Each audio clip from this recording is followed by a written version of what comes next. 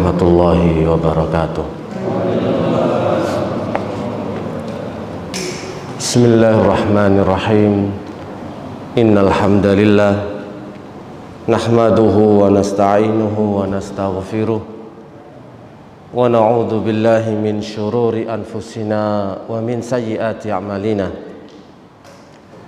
May yahdihillahu fala mudilla lahu wa may yudlil fala hadiyalah. Asyhadu an la ilaha illallah wahdahu la syarikalah wa asyhadu anna Muhammadan abduhu wa rasuluhu la nabiyya ba'dah. Ya ayyuhalladzina amanu taqullaha haqqa tuqatih wa la tamutunna illa wa antum muslimun.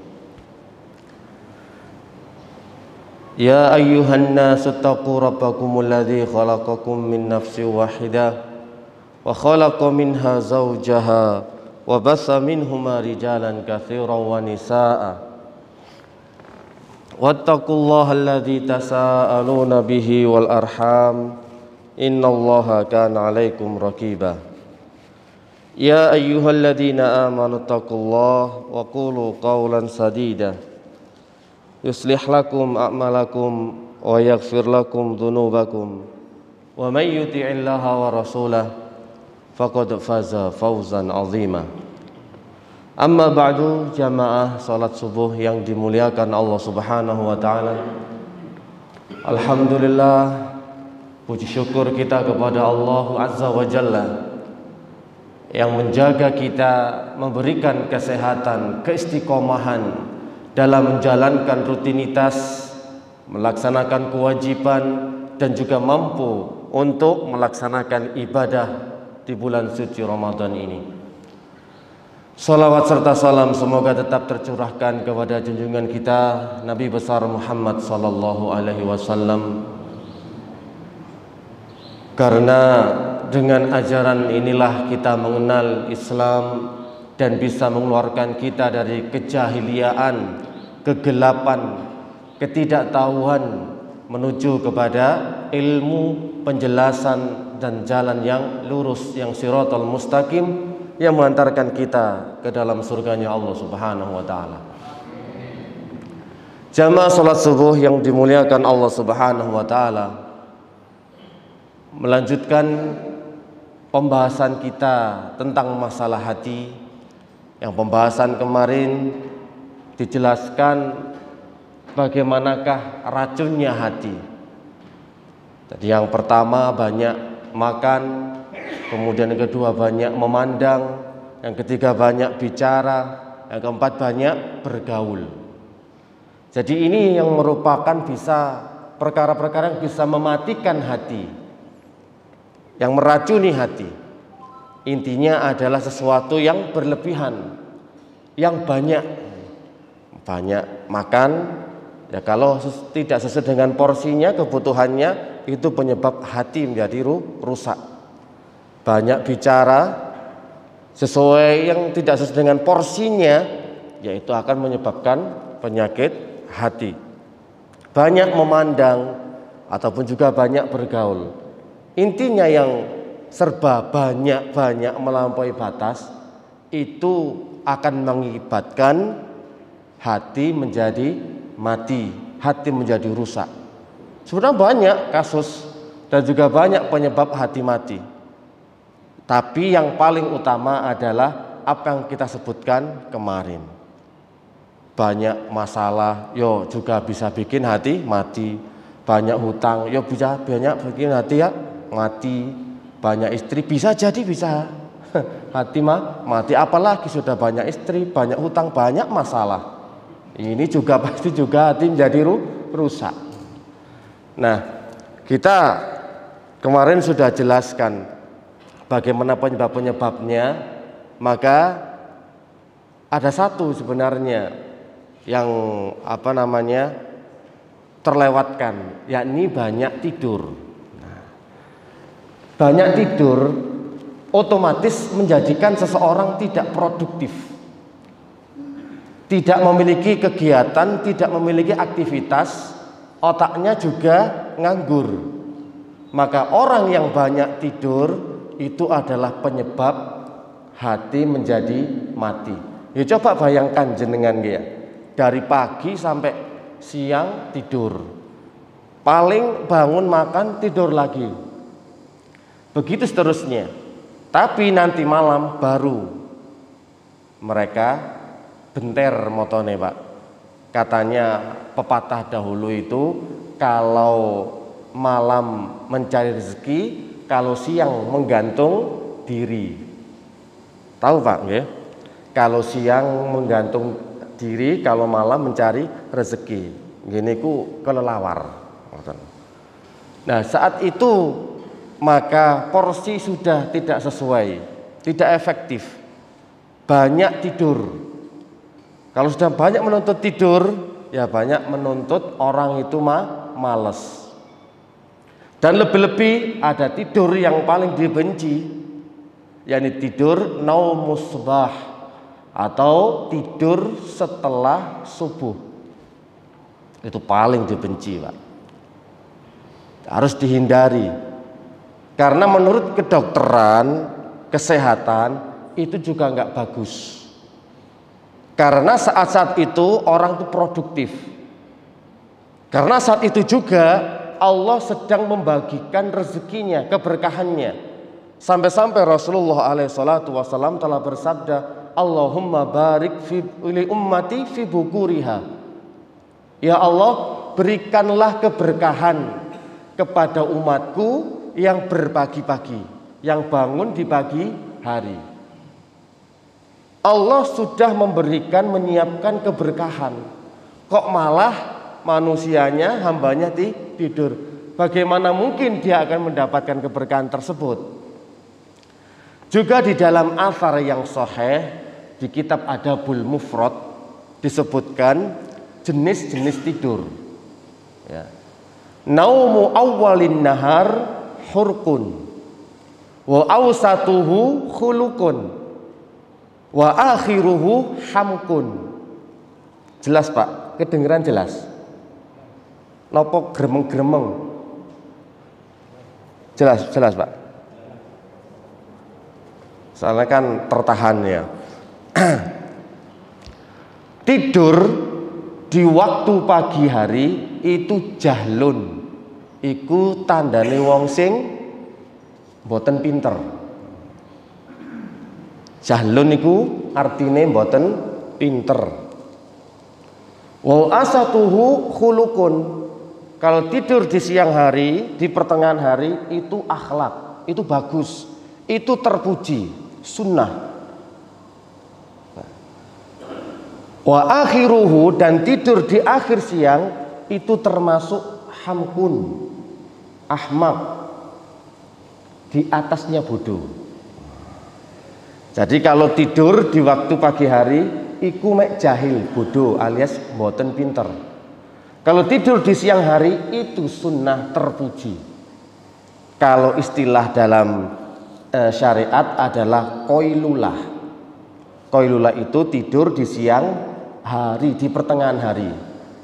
Ada yang berpendapat sebelum zuhur, ada yang berpendapat setelah zuhur. Kalau sebelum zuhur itu biasanya sekitar 10-15 menit lah sebelum zuhur kita disunahkan untuk tidur, namanya qailulah. Asal mboten bablas. Soalnya mek titik 10 menit. Ya, 15 menit ya banyak, karena setiap orang kan macam-macam. Kalau tidur sedikit katanya tambah ngeluh ndase, sirai tambah ngeluh, pusing. Akhirnya sekalian nanti aja siangnya setelah zuhur tidur sak puase. Nah, itu namanya qailulah.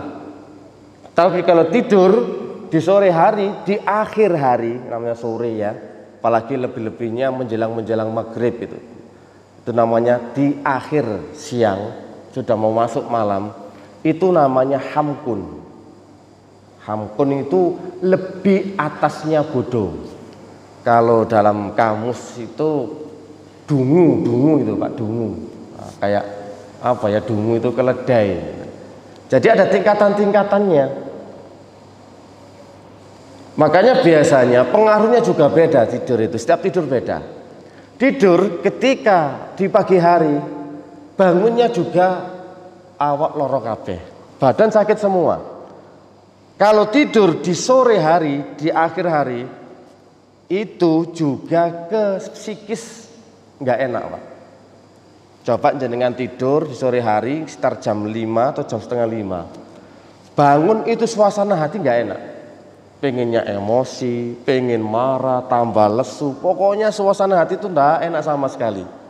Anak kecil saja kalau tidur jam segitu, begini rewel, tanginya rewel. Lebih-lebih yang gede, Pak, tambah rewel pindo. Kalau tidurnya di sore hari. Jadi ini memang ditata oleh syariat, ditata oleh Islam. Mana tidur yang terlarang, mana tidur yang sunnah terpuji, yang mengikuti sunnah Rasulullah Shallallahu Alaihi Wasallam. Maka tidur siang inilah yang termasuk akhlak yang terpuji. Tapi jikalau hari-hari juga tidur saja, bagi yang mungkin zaman dulunya ya pernah muda gitu ya. Dulu kan sistemnya gamenya itu kan bukan online. Gamenya itu masih apa, Pak ya? Virtual juga bukan ya. Ya masih ke dulu-duluan seperti dadu, domino, kartu remi gitu. Dulu itu aja catatan atau jepretan itu sampai pagi loh, Pak. Dulu itu kayak gitu ya. Sangat masih manual. Nah, setelah sudah pagi langsung tidur. Tidur sampai jam setengah 11. Kemudian nonton film India di TPI. Setelah nonton film India tidur lagi, Pak, sampai asar. Nah, ini pengalaman pribadi ini, Pak. Jadi seperti itu. Sampai Masya Allah, mata itu kayak apa? Orang bilang itu timbilan, semerap timbilan, Pak. Melentungin loh, Pak. Katanya kakek ngintip jari ini loh, Pak. Nah, gara-gara apa, Pak? Bergadang tiap malam. Ya gitu, main domino, main catur, main kartu. Habis subuh langsung tidur. Bangun-bangun jam 10, setengah 11. Ya zaman-zaman tahun 90-an masih asik-asiknya TPI film India ya. Itu kegemaran orang-orang terdahulu. Begitu seterusnya sampai sore. Sore sudah, baru jalan-jalan santai, jalan-jalan sore. Malam keluyuran lagi, bermain lagi, ngegame lagi. Kalau sekarang gamenya game online, betah-betah. Justru game online ini bukan melanda kepada orang yang dewasa saja, tapi anak kecil sudah mulai jadi gamer. Anak kecil sekarang gamer semua, Pak. Online loh, Pak. Jadi, woi bantu aku, katanya, woi tembak situ. Ya kecil-kecil masih SD, tapi sudah online semua gamenya, Masya Allah. Dan bukan sedikit loh ya yang banyak kecanduan game ini.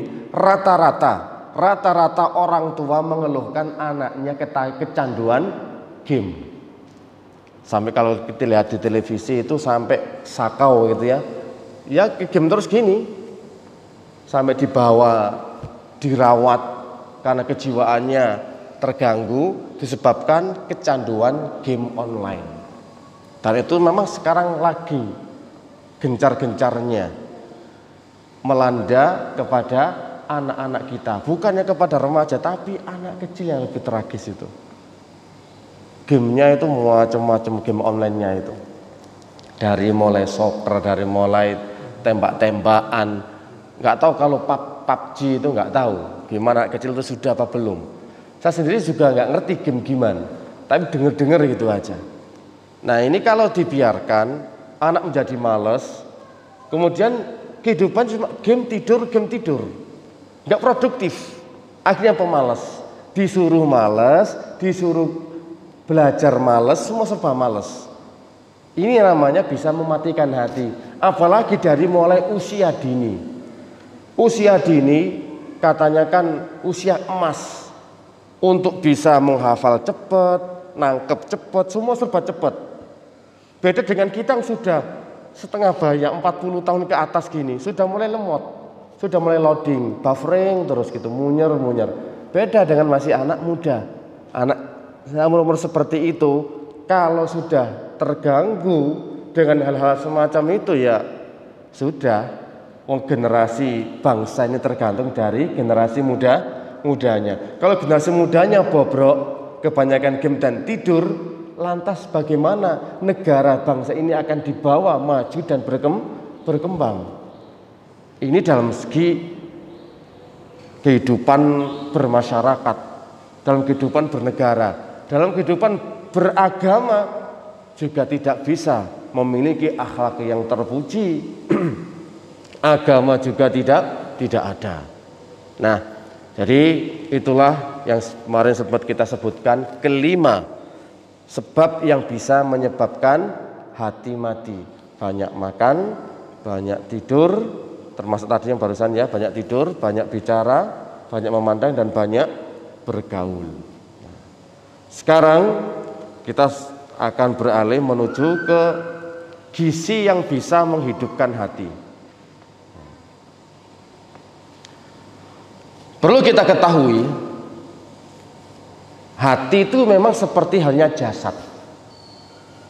Mereka bisa lebih sehat kalau makanannya bergizi, terjamin.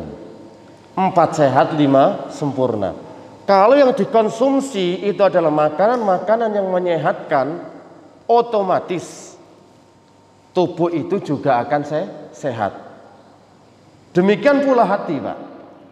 Kalau yang dikonsumsi adalah sesuatu yang berbau dosa, maksiat, kesia-siaan, ini hati juga tidak akan bisa tumbuh berkembang dengan baik.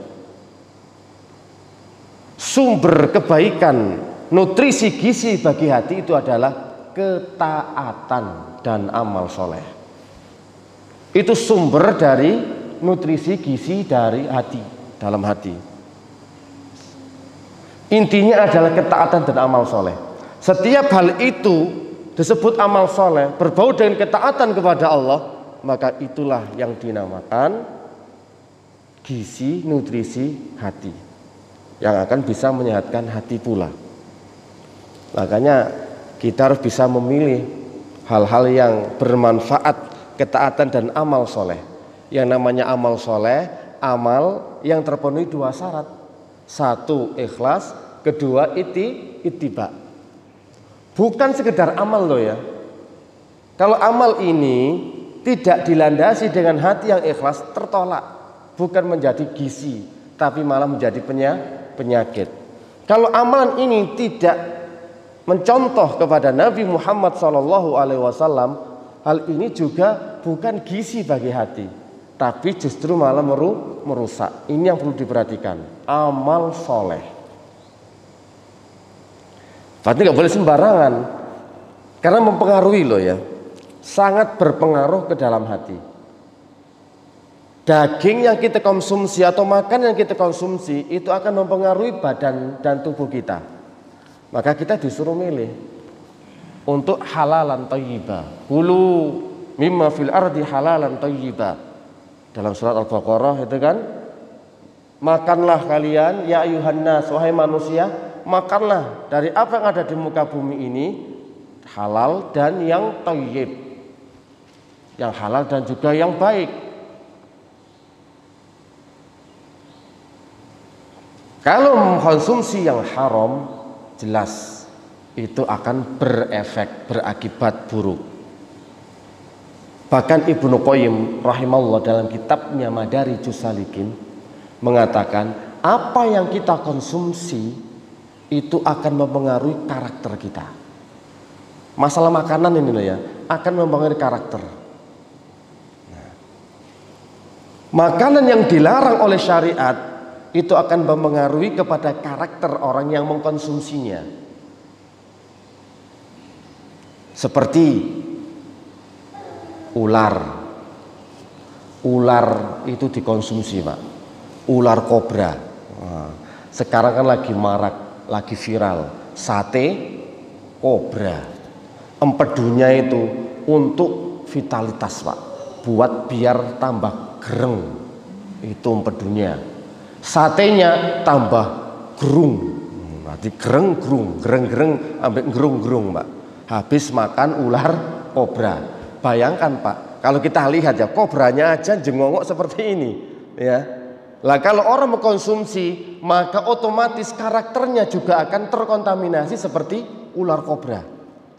Ini yang disebutkan Ibnu Qayyim. Jadi kenapa syariat melarang makanan yang kita konsumsi? Karena berpengaruh kepada karakter. Apalagi yang diharamkan babi. Babi ketika diteliti, diselidiki, babi itu sukanya apa Pak? Sesama jenis satunya. Kemudian dia nggak bisa berhubungan badan kecuali melihat dia berhubungan badan dengan babi yang lain. Dan itu kalau orang banyak mengkonsumsi daging tersebut pasti akan mempengaruhi karakter dan kepribadiannya.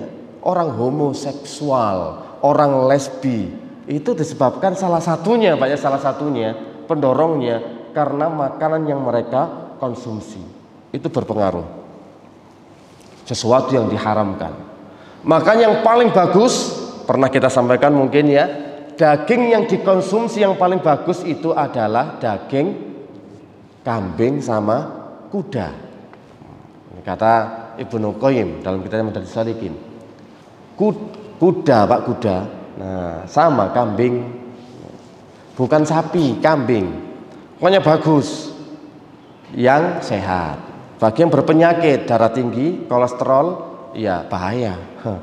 Mau makan sate kambing, tambah sehat, tambah ngeblak.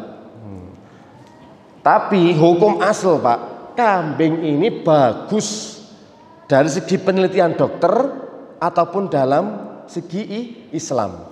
Oleh karenanya Rasulullah Shallallahu Alaihi Wasallam yang paling disukai dagingnya adalah daging kambing sampil. Itu paling bagus Pak. Apalagi openan, masya Allah jenengan tengampel mereka. Nah ada tuh oven kambing yang segini itu kaki atau wah itu saya juga bisa bedakan mana kaki mana tangan sih sebenarnya kambing itu mana. Pokoknya kakinya itu Pak yang 4 itu ya, yang depan dan yang belakang gitu loh. Itu Pak di oven masya Allah luar biasa. Pokoknya sehat jenengan. Kalau sudah mulai asam urat jangan coba-coba nanti ya.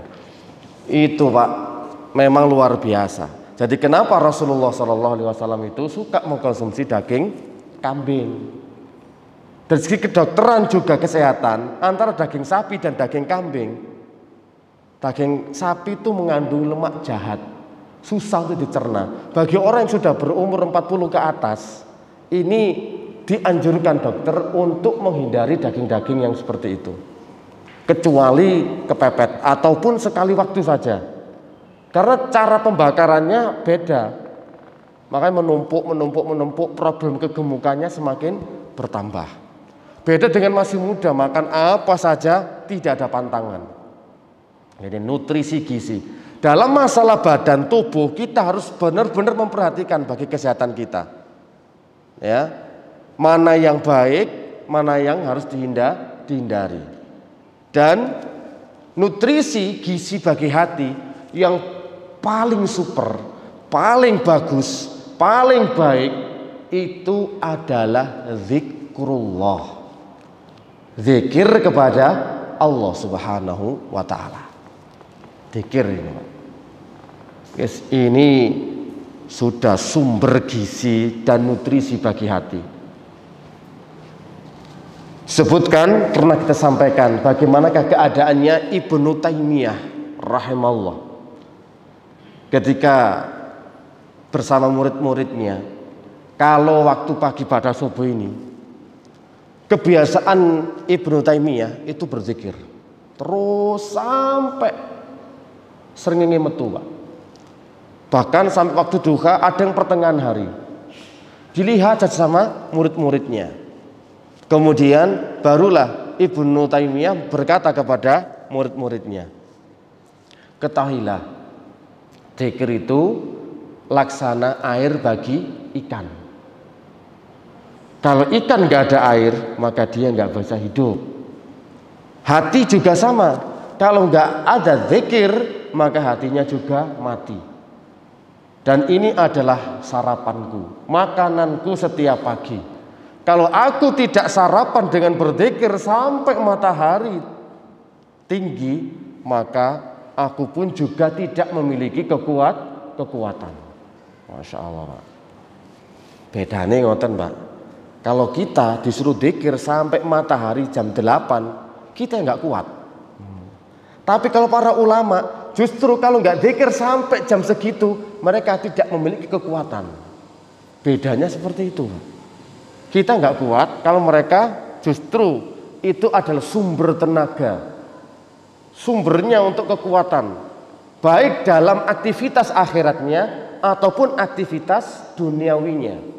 Karena kekuatan seseorang itu berada dalam hati. Semua cuma prajurit yang tinggal untuk mematuhi perintah dari sang raja atau pemimpin. Prajurit semua ini, Pak. Kalau hati sudah bilang malas, mau melangkahkan kaki kerja, nggak bakalan berangkat. Tapi kalau hati bilang kuat, meskipun hujan deras, demi untuk menafkahi anak dan istri, dia akan tetap berangkat. Mana sumber kekuatannya? Di hati. Sumber kekuatan di hati, Pak. Lebih-lebih orang mukmin, memang sumber kekuatan itu di hati. Kalau nggak dijaga, dikasih nutrisi dan gizi, mereka juga akan melemah. Aktivitas dunia aja, Pak, itu masih bergantung dalam hati loh. Kalau dibilang puasa itu panas, di luar panas pol sekarang ini. Kenapa ya tidak seperti kemarin? Sampai banjir, hujan terus. Tiba waktu Ramadan poso panas nemen. Gak udan belas. Sudah hujankah di sini? Ya hujan toh? Ramadan nggak ada. Tapi sebelum Ramadan hujan terus-terusan, ya hujan angin, ya hujan badai, banjir. Tapi sekarang kok nggak ada di sini. Tambah malah panas. Itu kalau hati nggak bilang kuat, kita malas kerja loh. Malas ketika siang-siang, apalagi yang ada pekerjaannya mungkin di luar, Gojek, sales dan lainnya, wegah. Kata orang Jawa itu wegah.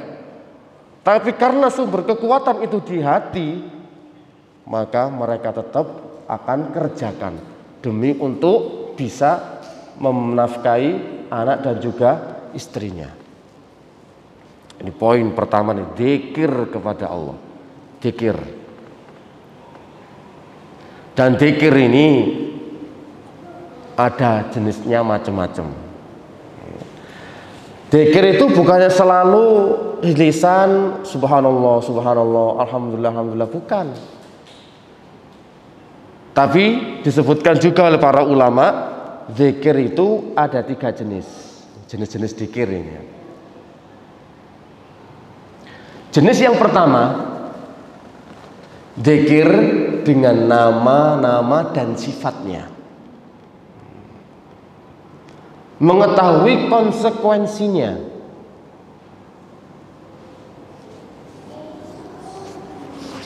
Dzikir ini itu Masya Allah luar biasa. Kita ketahui Allah memiliki nama Alimun, zat yang maha mengetahui. Sifatnya pasti mengetahui apa saja yang dilakukan oleh setiap hamba. Konsekuensinya bagi orang yang berzikir dengan nama-nama dan sifat Allah, dia akan meyakini segala aktivitas yang dia kerjakan, baik dia sendiri ataupun di depan orang banyak, Allah pasti akan melihat. Langsung ingat, Pak, dia mau berbuat riya ketika sedekah, tapi dia ingat Allah itu maha awas, Allah itu maha melihat. Kalau aku sedekah hanya sekedar untuk cari nama, pamer, pujian, kedudukan hati di hati manusia, saya tidak akan mendapatkan apa-apa. Toh Allah juga melihat. Dia urungkan niatnya, Pak.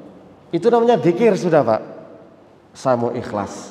Saya nggak peduli dinilai ataupun tidak, dipandang ataupun tidak, saya tetap akan bersedekah. Ini namanya dzikir dengan nama-nama dan sifat Allah. Karena mengetahui Allah itu zat maha awas.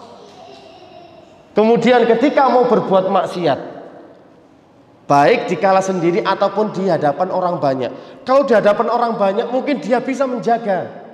Oh, jaim dia, saya jaga image. Oh, saya nanti gimana di hadapan orang-orang kok saya berbuat maksiat. Sudah ditinggalkan. Pas lagi sendiri dia lakukan. Berarti dia bukan termasuk zikir dengan nama-nama dan sifatnya. Tapi ketika seseorang ini mengerti nama dan sifat Allah, mengetahui konsekuensinya, maka ketika dia membuat maksiat, dia ingat bahwa Allah itu zat yang maha awas, maha melihat, maka dia urungkan niatnya. Dan masih banyak lagi ya nama-nama dan sifat Allah. Allah itu juga maha mendengar. Umpama aku ngerasani mek ambek bojoku tok, gak ono wong liya, kan aman, tetangga nggak tahu, saudara nggak tahu. Tapi Allah maha mendengar. Baik kita berbisik-bisik ataupun dengan suara keras dan lantang, Allah itu maha mendengar. Dan pasti Allah tahu. Nah, maka orang yang mau menggibah, ini ya, orang mau menggibah, ya kan diurungkan niatnya, dosanya besar.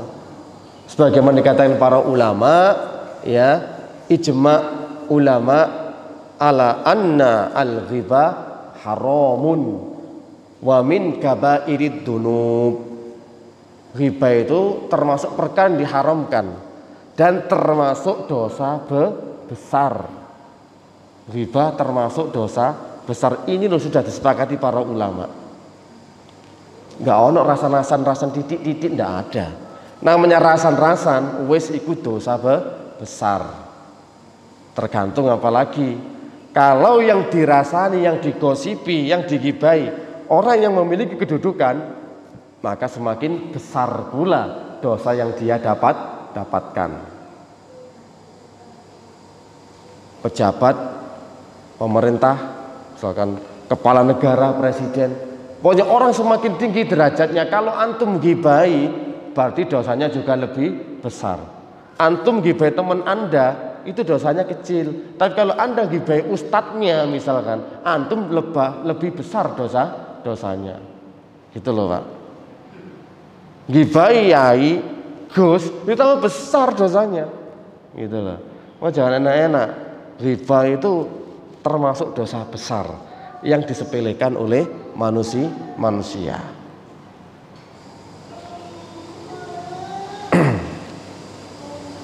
Dzikir. Dan masih banyak lagi nama-nama sifat Allah yang menuntut kita akhirnya ingat kepada Allah Subhanahu wa taala. Jenis dzikir yang kedua,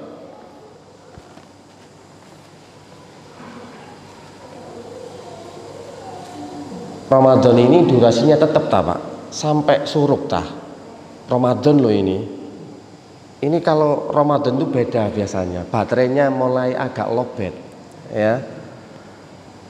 Karena sudah termasuk kebiasaan, memang enak sekali di waktu Ramadan ada sesuatu yang kebiasaan tahunan Pak, yakni tidur pagi.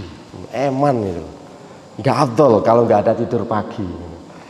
Ini bukan hanya Ramadan kalau nggak ada tidur pagi misalkan. Makanya ini kan butuh jihad untuk mendengarkan kajian. Ini, jihad itu bukannya mengangkat senjata Pak, bukannya takbir jihad, bukan. Melawan rasa kantuk itu juga termasuk jihad. Ya kita tawarkan dulu, kalau durasinya kita kurangi, alhamdulillah. Gitu loh. Kalau tetap, yo rodok ngepol-ngepol no, dua-duanya ya, dari dua sisi. Pendengar juga jihad, yang ngomong juga jihad, sama-sama Pak.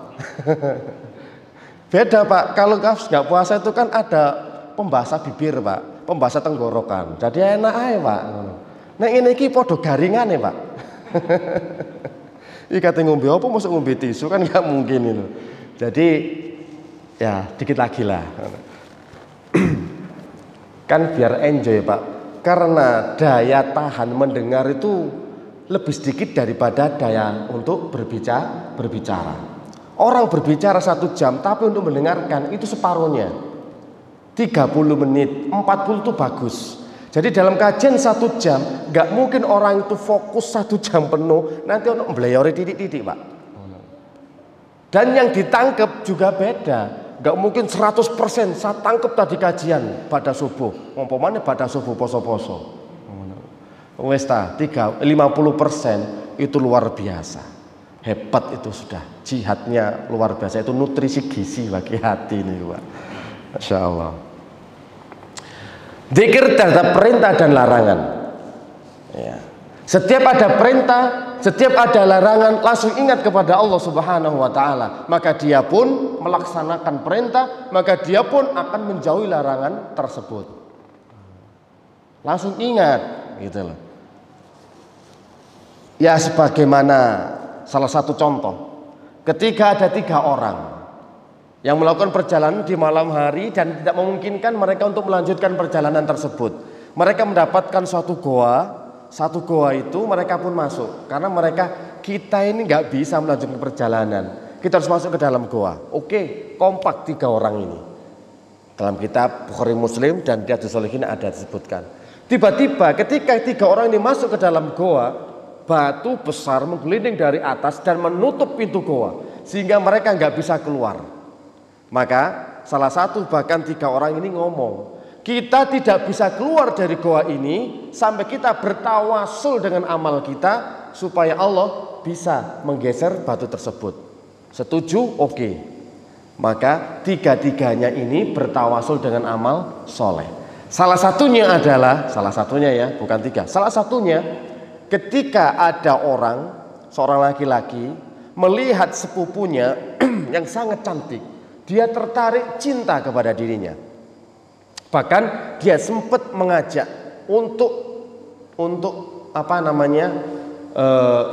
berzina gitu ya, berzina. Tapi ternyata ditolak, Pak. Weh, enting-enting Pak, dendam, awas kon. Gak kena saiki kena jangi.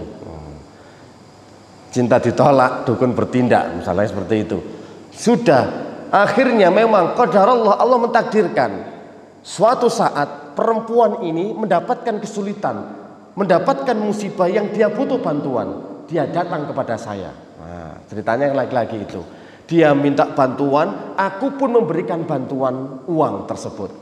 Tapi dengan syarat, kamu harus mau dengan aku tidur. Ya bukan tidur tok Pak, maksudnya tidur-tiduran. Ya, maka betul. Kalau tidur beneran kan ya wis gak eling apa-apa Pak. Tidur-tiduran kan beda. Nah di saat itulah dia pun menyetujui. Oke, deal ya, deal. Sudah deal Pak perjanjiannya, sudah materai 6.000 itu. Nah, baru kemudian itu tambahan dari saya Pak, materainya Pak, tambahan dari saya. Maksudnya langsung betul-betul sudah paha ketemu paha, sudah mau melakukan hubungan intimnya, perempuan itu ngomong, siap. Ingat ya, jangan kau pecahkan cincin yang bukan pada haknya. No, Pak. Jangan kamu pecahkan cincin yang bukan pada haknya. Maksudnya apa? Gak oleh ini kecuali harus nikah terlebih dahulu. Ini sudah wis greng-grenge grung-grunge Pak. Sudah siap, sudah nafsu syahwatnya ini memuncak. Bagaimana mungkin orang didamba-dambakan, diidam-idamkan, sudah mau untuk diajak berbuat zina. Tapi di tengah-tengah ketika dia sudah mau melangsungkan niatnya, dia ingat kepada Allah Subhanahu wa taala dari sindiran perempuan tadi. Oh, ini adalah dilarang. Ini diharamkan. Oke, kalau begitu. Dia mengurungkan niatnya untuk berzina padahal sudah di depan mata. Maka dia ingat kepada Allah Subhanahu wa taala. Nah, ini namanya zikir terhadap perintah dan larangan. Ya Allah, jika memang ketika aku meninggalkan perempuan itu untuk tidak berzina, itu karena Engkau ya Allah, maka bukakanlah batu yang menutup pintu goa tersebut. Maka pintu goa tersebut bergeser. Nah, ini Pak namanya zikir ketika mendapatkan larangan. Dan ini gak kesemuanya mampu dan bisa, kecuali orang dijaga hatinya oleh Allah Subhanahu wa taala. Itu pun berlaku pada kita semua. Iya kalau kita aman, gak ada ngejar, gak ada yang goda. Kalau tiba-tiba datang perempuan cantik, wis nomor 1 sak dunya datang kepada Anda, Pak, ayo zina Pak, bisa nih Pak. Gak ada orang loh ini ya di kamar ini. Kira-kira sampai ilang anak bojo tah. Ngono lho. Ya wis kok mau tobat ae wis, gak apa-apa iku ayu dhewe nomor 1 sak dunya kok. Mungkin kalau kita ya Pak ya mikirnya, oh pemane aku ngefans berat sama dia, sama misalkan Madonna gitu ya. Wow, sama Marilyn Monroe. Wah, ngefans berat, ternyata diajak. Belum tentu iman ini kuat, Pak. Belum tentu. Anda kuat, jenengan kuat karena nggak ada yang goda. Pas nggak ada yang goda. Jadi kalau misalkan sudah dikunci jebret, tinggal berdua. Tamas nggak ada yang tahu. CCTV tak matikan. Kantor semua aman terkendali. Istri tak akan tak ganggu. Cuma satu aja, gue pingin satu aja. Itu belum tentu kalau kita bisa ingat zikir kepada Allah Subhanahu Wa Taala, kemudian kita mengurungkan niatnya. Ya, itu salah satu contoh. Kemudian jenis zikir yang ketiga, terakhir.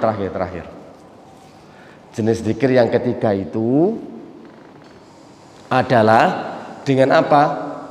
Dengan mempersaksikan nikmat-nikmat Allah Azza wa Jalla. Jadi merenungkan, menyaksikan nikmat Allah Subhanahu wa taala. Dikasih sehat, eling, yore, ngene iki wong loro. Dikasih kesempatan hidup, kemarin banyak saudara-saudara saya yang kena COVID akhirnya meninggal dunia, tidak bisa berjumpa dengan Ramadan. Ini namanya zikir terhadap nikmat-nikmat Allah. Ini juga termasuk zikir, Pak. Termasuk zikir. Jangan dipahami zikir itu hanya dengan lisan, kemudian mengucapkan kalimat thayyibah itu dikatakan zikir. Tidak. Ketika kita melihat bagaimanakah keagungan Allah dengan ciptaannya, seperti kita di gunung, di pantai, Masya Allah luar biasa ciptaan Allah ini. Ini juga termasuk zikir. Kemudian kita dikasih nikmat. Dulu saya itu ngekos yang nggak bisa apa-apa, buat beli susu nggak mampu, buat bayar listrik nggak bisa. Sekarang bisa punya rumah 3 gitu ya, rumahnya, mobilnya. Wih, Masya Allah, itu kan nikmat. Ingat kepada Allah Subhanahu wa Ta'ala. Jadi berbagai macam nikmat yang sudah dia dapatkan dan ingat kepada Allah itu terkategorikan sebagai zikir. Masya Allah ya. Jadi jangan sampai salah paham. Zikir itu macam-macam. Ketika mendapatkan perintah, larangan, ingat kepada Allah. Mengetahui nama dan sifat Allah itu namanya zikir kepada Allah. Sesuai dengan apa yang telah firmankan Allah Subhanahu wa taala dalam surat Ali Imran, alladzina yadhkurunallaha qiyaman wa qu'udan wa 'ala junubihim wa yatafakkaruna fi khalqis samawati wal ard. Orang ini yang mukmin, yang beriman, zikirnya itu baik dalam keadaan berdiri, dalam keadaan duduk ataupun dalam keadaan berbaring. Istighfar termasuk zikir. Karena dia ingat dosa-dosanya. Atas nikmat yang diberikan oleh Allah, ya Allah ternyata ibadahku ini masih kurang ya Allah, ketaatanku masih sangat minim ya Allah, astagfirullah. Ingat larangan marah ketika berpuasa, pas ya. Ingat larangan berpuasa, apa larangan marah ketika berpuasa. Oh nggak boleh marah-marah, nggak boleh menggibah. Ya Allah ternyata aku mau emosi yang menjadi anak bojoku, langsung istighfar.